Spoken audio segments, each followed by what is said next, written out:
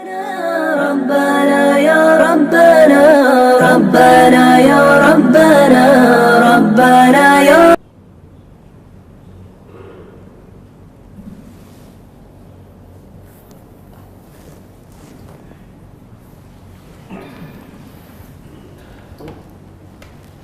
Alhamdulillah wassalatu wassalamu ala rasulillah sayyidina wa maulana Muhammad ibni Abdillah wa ala alihi wa sahbihi wa man tabi'ahu wa mawalah.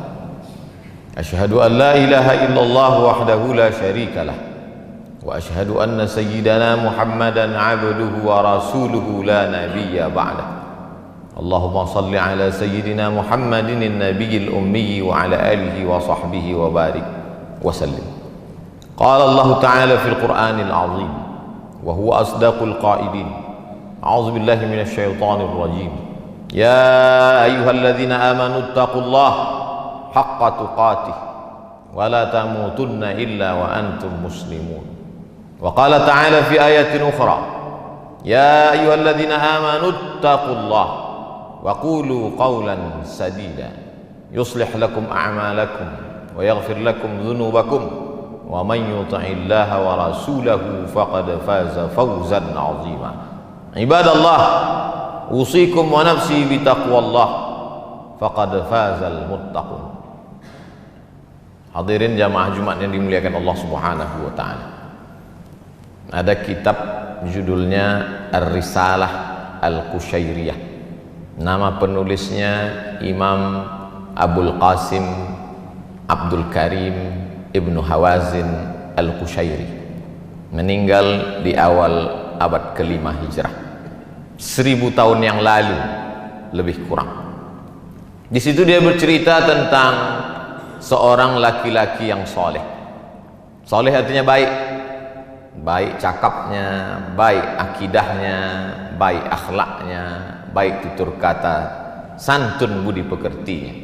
Salatnya cukup, zakatnya penuh, sedekahnya tak terhitung lagi, sopan santunnya tak menyinggung perasaan orang lain.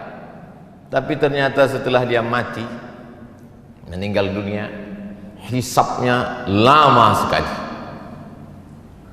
Dilihatlah buku catatannya, apalah agaknya yang membuat hisab ini begitu lama?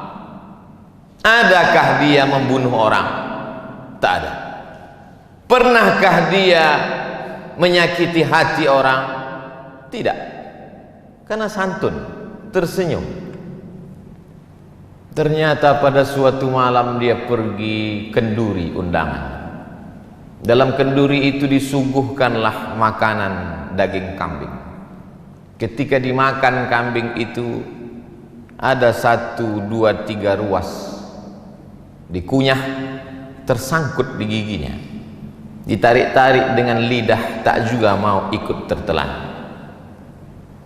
mengganggu terasa di mulut. Sampai di tengah jalan tak sabar untuk sampai ke rumah. Dia lihat ada pokok kayu ranting kecil di depan rumah orang, lalu dia petik ranting itu, dia congkelkan ke daging yang menyangkut di celah gigi, maka lepaslah beban yang dari tadi mengganggu pikiran, hati dan lidahnya. Setelah itu dia pulang tanpa beban. Ternyata yang membuat hisab itu lama di hadapan Allah Subhanahu wa taala bukan karena tidak bersedekah, bukan karena tak salat, bukan karena tak puasa, tapi ternyata satu ranting yang terambil tanpa izin yang punya pun membuat hisab itu lama. Ketika membaca kisah ini lama saya terduduk dan termenung. Tak pernah saya terpikir memikirkan nasib orang lain, tapi yang terpikir bagaimana agaknya nasib saya, nasib khatib, nasib pribadi di hadapan Allah Subhanahu wa taala. Sudah berapa ranting kayu orang yang tertarik oleh tangan kita dan kita tidak merasa itu berdosa. Agaknya itulah pesan dari sahabat Nabi kepada tabi'in. Sahabat yang hidup dengan Nabi, tabi'in orang setelah sahabat Nabi. Apa kata mereka? Beda kami dengan kamu adalah kami orang yang hidup bersama Nabi Sallallahu Alaihi Wasallam. Salat kami sama dengan kamu, puasa kami sama dengan puasa kamu, sedekah kami sama dengan sedekah kamu, Al-Quran kami sama dengan Al-Quran kamu. Bedanya kami melihat dosa sebesar ujung rambut itu sangat besar, dan kalian menganggap dosa kecil itu remeh-temeh saja. Oleh sebab itu hari Jumat bulan baik, agung dan mulia, bulan peningkatan, bulan Syawal, bulan setelah Ramadan, yang diagungkan dimuliakan Allah Subhanahu wa taala. Diberikan pula kita kesempatan hidup pada hari Sayyidul Ayyam. Merenunglah kita sejenak. Jangan-jangan 1, 2, 3 ranting itu membuat kita begitu lama hisab di hadapan Allah Subhanahu wa taala. Bagi yang pernah menganiaya orang, minta maaf. Minal aidin wal faizin, mohon maaf zahir dan batin.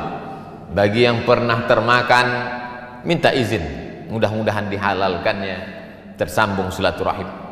Apakah Nabi Muhammad sallallahu alaihi wasallam, pemimpin segala nabi dan rasul, sayyidul kaun, seluruh makhluk di atas muka bumi, malaikat-malaikat di langit, pemimpinnya adalah Muhammad sallallahu alaihi wasallam. Apakah lepas dia dari sangkutan-sangkutan ranting ini? Hari Rabu Nabi naik ke atas mimbar. Hari Senin beliau meninggal. 5 hari sebelum meninggal, Khamis, Jumat, Sabtu, Ahad, Senin. Hari Rabu beliau naik ke atas mimbar. Man kuntu jalattu lahu zahran, siapa yang pundaknya pernah tercambuk olehku. Saat aku menyambuk kuda, lalu ada orang bersembunyi di balik kuda itu, ujung cambuk terkena pundaknya. Hadza zahri, ini pundak Muhammad. Silakan balas. Silakan balas sahabat. Daripada aku mencari kalian nanti di padang mahsyar di akhirat, lebih baiklah kalian balas sekarang. Man kuntu syatamtu lahu irdan, kata-kataku kasar, menyinggung perasaan, sakit hatinya, dia tak membalas, segan karena aku nabi, maka inilah masanya. Hadza irdi, ini harga diri Muhammad, balaslah. Nabi sedang menunjukkan bahwa dia pun tetap meminta maaf atas apa yang pernah dia lakukan, baik yang zahir, pundak tercambuk, maupun batin, hati yang tersinggung. Cukupkah dengan sholat tarawih 30 malam lengkap dengan witir, tahajud, sholat sunat pagi, awabin, isyraq? Cukupkah dengan zikir, membaca Al-Quran, khatam berkali-kali? Tak lepas, wahai jamaah Jumat yang dimuliakan Allah Subhanahu wa ta'ala. Kalaulah satu ranting membuat kita terhisap begitu lama, lalu bagaimana dengan orang yang sengaja memotong, mengambil, menggarap, menghabisi, lalu kemudian menganggap cukup tertebus dengan labbaik Allahumma labbaik, cukup ditebus dengan umrah, cukup ditebus dengan munajat di pintu Ka'bah. Begitu banyak yang membuat kita ada sangkutan-sangkutan di padang mahsyar. Makanya kata Nabi, ittaquz zulma, jangan kamu aniaya orang, jangan kamu zalimi orang. Fa inna zulma zulumatun yaumal qiyamah, karena perbuatan aniaya akan menjadi kegelapan pada hari kiamat. Mohon maaf, ada saudaraku yang digelapkan Allah di atas dunia ini, lahir dalam keadaan, maaf sekali lagi, buta, tapi gelapnya itu ada hikmah. Matanya tak pernah berdosa, di akhirat dia akan terang benderang. Tapi ada orang-orang yang di dunia ini terang benderang melihat, dan di akhirat dia komplain, ya Rabbi lima hasyartani a'ma wa qad kuntu basira, mengapa aku dibangkitkan dalam keadaan buta padahal dulu aku di dunia bisa melihat? Allah menjawab, laqad atatka ayatuna, ayat-ayat kami telah sampai kepadamu. Nabi Muhammad sudah menyampaikan, meninggal Nabi diwarisi oleh para ulama, al-ulama warasatul anbiya, tapi kau tak pernah mau tahu. Atatka ayatuna fanasitaha, ayat-ayat kami sudah kami turunkan tapi kau lupa. Fakadzalikal yauma tunsa, orang yang lupa maka hukumannya dilupakan. Jangan pernah lupa dengan security kita, cleaning service, office boy, tukang cuci, tukang kebun kita. Mereka orang-orang yang kita remeh-temehkan, kita rendahkan. Berapa tetes peluh keringatnya kita telan. Mereka hanya tersenyum saja. Dia akan datang menghadap. Di musim COVID-19 ini kami tidak ada uang tambahan, Pak. Anak kami juga perlu bayar uang sekolah. Karena wabah tetap ada, sekolah libur, tapi uang sekolah tidak libur. Mereka hanya mampu tersenyum kalau kita katakan, orang-orang kaya yang hebat dan gagah perkasa itu akan berkata, tidak ada uang, gaji ditunda. Mereka tidak melawan, mereka hanya tersenyum. Mereka hamba Allah yang lemah. Tapi ingatlah, hisab kita terlalu lama. Irhamu man fil ardi yarhamukum man fis sama. Berkasih sayang kamu kepada hamba-hamba Allah yang lemah di atas dunia, maka Allah akan sayang kepada kamu. Seorang laki-laki duduk di dekat Nabi Muhammad SAW. Nabi duduk memeluk cium Sayyidina Al-Hasan dan Sayyidina Al-Husain, anak kesayangan buah hati Fatimah, pernikahan dari Sayyidina Ali bin Abi Thalib radhiyallahu anhum ajma'in. Apa kata si Arab Badui yang duduk di samping Nabi? 10 anakku, satu pun tak pernah kucium. Apa jawab Nabi? Man la yarham la yurham. Man la yarham la yurham. Siapa yang tak ada rasa kasih sayang kepada makhluk, maka tak akan mungkin turun kasih sayang Allah kepadanya. Bahwa kita banyak silap, salah dan dosa, ya, jangan putus asa. Karena ayat yang pertama dalam Al-Quran, Bismillahirrahmanirrahim, dengan nama Allah Maha Kasih dan Sayang. Kedatangan Nabi Muhammad SAW untuk apa? Wa ma arsalnaka illa rahmatan lil alamin, menjadi rahmat bagi semesta alam. Oleh sebab itu, bagi yang merasa silap, salah, dosa, ranting-ranting kayu, maka itu semua akan terlepas dari hisab kalau kita mau meminta maaf. Dan ciri orang bertakwa adalah wal afina 'anil nas, mau memberi maaf. Tapi ada orang yang angkuh dan sombong, merasa sudah menjadi penghuni surga karena begitu banyak infak, wakaf, zakat dan sedekahnya, lalu kemudian menganggap itu hanya remeh-temeh semata. Maka ingatlah, sesungguhnya tak ada yang bisa menolong kita di hadapan Allah. Yauma yafirrul mar'u min akhih, saudara kandung pun akan lari. Wa ummihi wa abih, mak kandung, ayah kandung pun tak bisa menolong. Wa sahibatihi wa banih, istri dan anak-anak pun tak bisa membantu. Likulli imri'im minhum yauma idzin sya'nun yughnih, karena semua orang sibuk mempertanggungjawabkan segala yang pernah dia lakukan. Termasuk yang akan dipertanggungjawabkan adalah ranting-ranting tadi.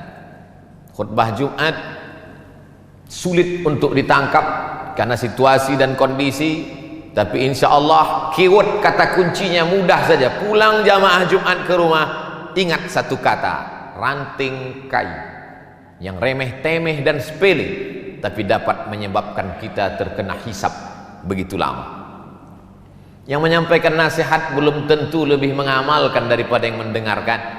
Boleh jadi yang mendengarkan lebih dulu selamat daripada yang menyampaikan. Siapa yang paling mulia di antara kita hari ini? Khatib tidak lebih mulia, imam belum tentu mulia. Inna akramakum indallah, yang paling takut kepada Allah, itulah yang paling mulia. At-taqwa hahuna, takwa itu letaknya di sini kata Nabi, bukan pada sorbannya, bukan pada jubahnya, bukan pada titelnya. At-taqwa hahuna, at-taqwa hahuna.